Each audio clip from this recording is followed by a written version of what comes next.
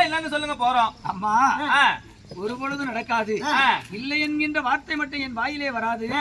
இருந்தாலும் என் தந்தையார் என்ன சொன்னாரோ அதன்படி உங்களுக்கு என்ன வேணுமோ அதை கொடுப்பதற்கு நான் என் தந்தை சொன்ன வார்த்தைக்கு நான் மறுவார்த்தை பேசியதில்லை.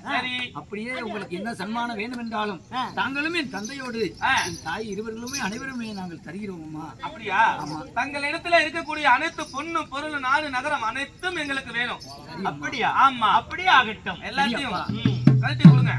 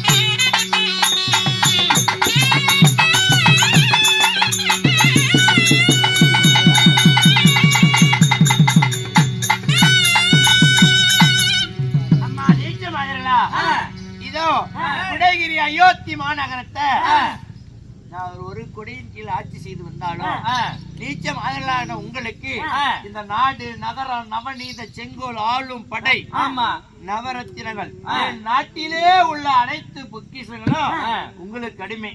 ஆமா, என் செங்கோல். அப்படியே ஆகட்டுங்க.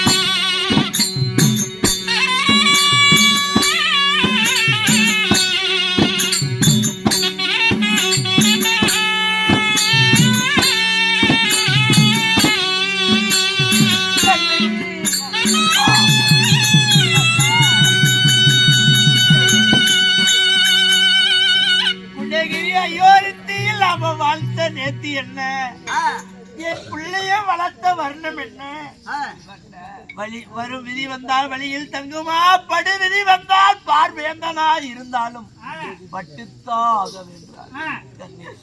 கனவு கண்டேன் என்று சொன்னீர்களே வந்த கனவு என்று பழித்து விட்டது.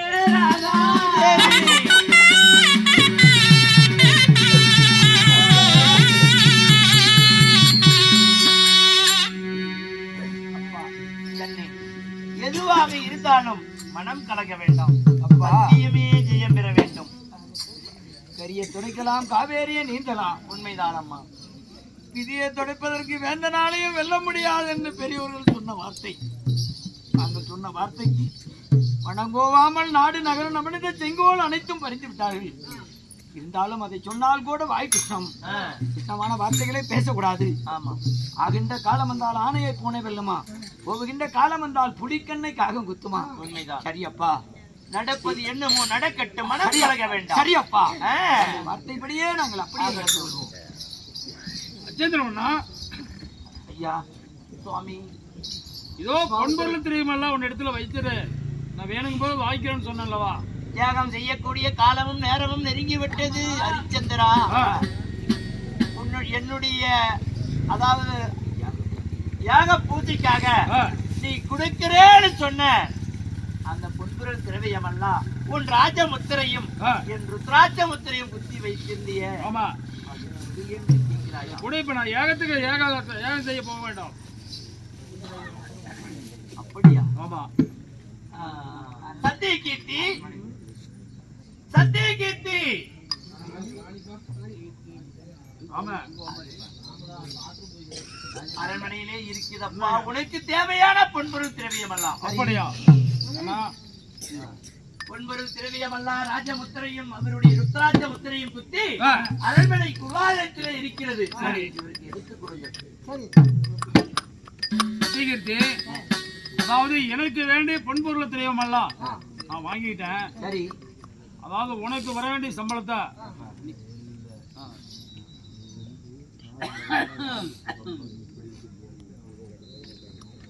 சரி. அச்சேந்திரமண்ணா, நீ இப்படி இருக்கிறீங்க, இந்த நாடு நகரம்லாம் யார் இடத்துல படிச்ச? சுவாமி, நாட்டிய மாதர்கள் வந்தார்கள், நாட்டியம் புரிந்தார், தன்னை மணக்க வேண்டும் என்று வேண்டுகோள் வைத்தார். மற்றவன் மங்கையை நான் மனதால் ஏற்றுக்கொள்ள முடியாதம்மா, வேற எதையாவது கேள் தருகிறேன் என்றேன். சரி, என் கண்ணை கேட்டாலும் தருகிறேன், என் உடல் உறுப்புகளை கேட்டாலும் நான் அறுத்து தருகிறேன், ஏதாவது கேள் என்று கேட்டேன். நாடு நகர நவநீத செங்கோல் ஆளும் படை அத்தனையும் இந்த நாட்டிய மாதருக்கே சொந்தம் என்று செப்பேட்டில் எழுதி கையொப்பமிட்டுக் கொடு என்று சொன்னார். அதன் பிரகாரம் நான் நாடு இழந்த மன்னனானேன். நாடு நகரம் அனைத்துமே எழுந்துட்டேன். உண்மைதான். நாடு நகரம் அசையும் சொத்து அசையா சொத்து அனைத்தும் நாட்டிய மாதருக்கு சொந்தம். எல்லாத்துக்குமே சொந்தமாக்கிட்ட. சரி, அப்படின்னா இப்ப நான் இல்லைன்னு சொன்னா போறேன், ஒரு வார்த்தை சொல்ல. நாட்டிய மாதர்களுக்கு அனைத்து சொத்தும் உரிமை என்று செப்பேட்டில் எழுதி கொடுத்த பிரகாரம் நாட்டுல இருக்கக்கூடிய பொருளும் நாட்டிய மாதருக்கு தான் சொந்தம். நாட்டுல இருக்கக்கூடிய பொருளும் அவங்களுக்கு தான் சொந்தம். ராஜா முத்திரை இட்ட சொத்து அவருக்குத்தான் இப்ப அவருக்கு தான் சொந்தம். சாமி, நான் கடமை தவறாதவன். ஆமா, இதோ உனக்கு சேர வேண்டிய பணத்தை, உனக்கு சேர வேண்டிய பொன்பொருள் திரவியத்தை நான் எப்படியாவது அடைக்கிறேன். அப்படியா? ஆமா. சிறிது காலம் அவகாசம் கொடுங்கள். சரி, 48 தினத்துக்குள்ள உனக்கு சேர வேண்டிய பொன்பொருள் திரவியமெல்லாம் நான் செலுத்தி விடுகிறேன். சரி, இது ஏன் 48 நாள்ல கெடுவு வச்சிட்டு இருக்கணும்? ஒரே வார்த்தை இல்லைன்னு சொல்ல. ஆண்டவா, ஐயா உத்தரடி, என் தந்தை ஒரு வார்த்தையும் மறுவார்த்தை சொல்ல மாட்டார். 48 தினங்களாக நாங்கள் எப்படியாவது உங்களுடைய கடனை கட்டுவதற்கு கடமைப்பட்டிருக்கிறோம். அப்படியா? என் தந்தையார் சொன்ன வார்த்தைக்கு நாங்கள் தருகிறோம். சரி, அப்போ எனக்கு வேற வேலை இருக்கிறது. சரி, நான் யாகத்துக்கு உண்டான வேலையை பார்க்க வேண்டும். சரி, அதாவது என் கூட இருக்கக்கூடிய நட்சத்திர ஐயரை உங்க கூட அனுப்புறேன். சரிங்க ஐயா, நீங்க அதுபடி சொன்னபடி என்னுடைய கொடுக்க வேண்டியதை கொடுத்துருங்க. 48 தினத்துக்குள் தனக்கு சேர வேண்டிய சன்மானங்களை கொடுக்க முடியும். சரி,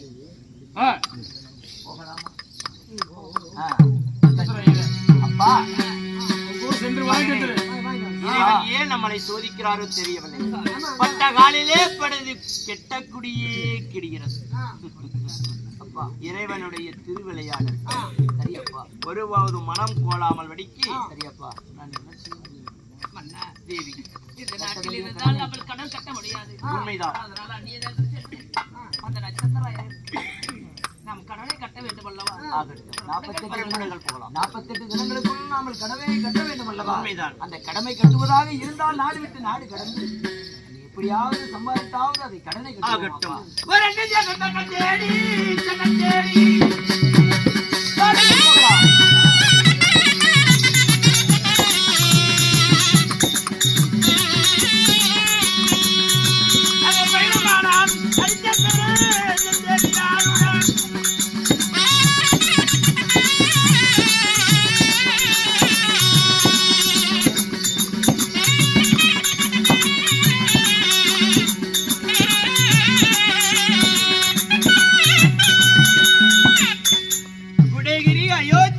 அந்நிய தேசம் வந்து விட்டோம்.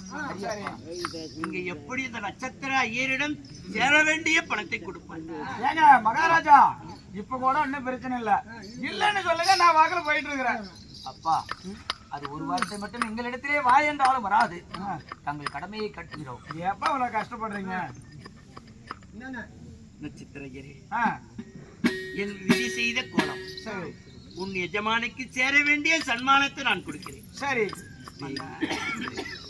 இதோ அந்த நட்சத்திர ஐயர் இடத்திலே பாமுடி இடத்திலே கடன் கட்டுறேன் என்று சொல்லி வந்து இப்ப வெகு நாள வாங்கி விட்டது. இது நாள் வரைக்கும் நாம சேமித்ததே இல்லை. உண்மைதான். நான் ஒரு வார்த்தை தங்களிடத்தில் சொல்றேன். என்னம்மா வார்த்தை?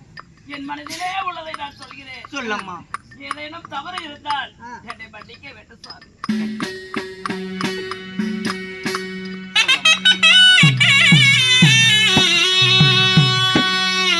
மனைவியே தானோ விட்டு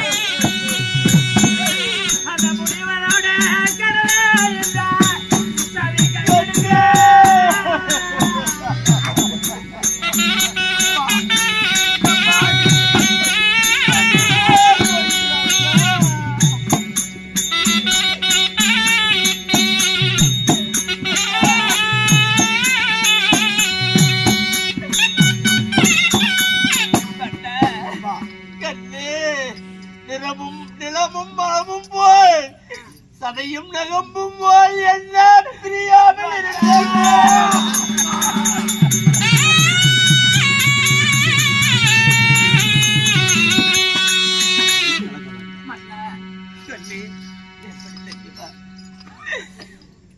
ஒரு மாட்டை இழுத்து சென்று சந்தையிலே நிறுத்தி அந்த மாட்டுக்கு எப்படி விலை கூறுவார்களோ அது போல என்னை அழைத்து சென்று சந்தையிலே விற்று கடனை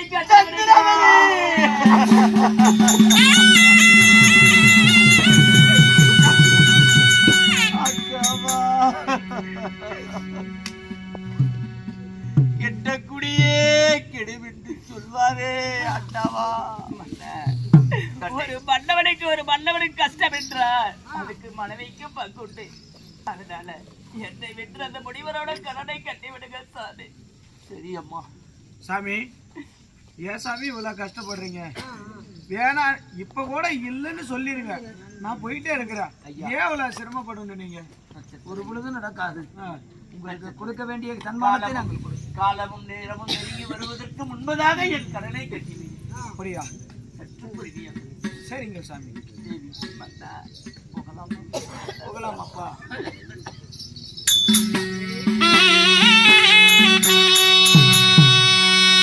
ஐயா, இது விதியா? இது சரியா?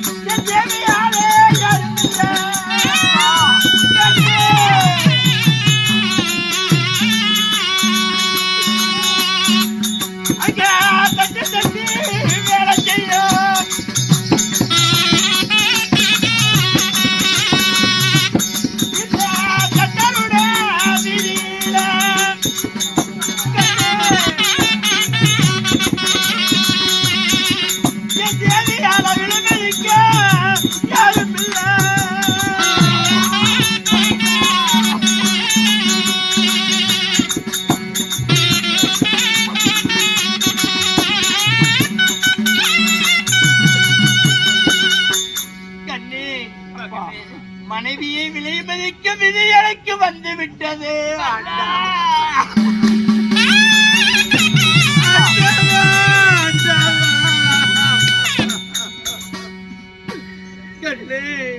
கொட்டி கொட்டி வேலை செய்யும் கொல்லருடைய வீதியில் ஒன்ன விலை கூறி யாரும் மதிக்கவில்லை.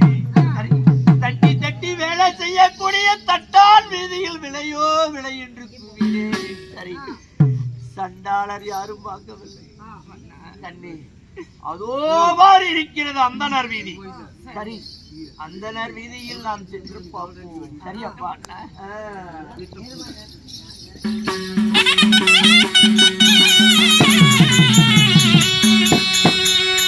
அங்க விலையா விலையன்று, விலையா விலையன்று.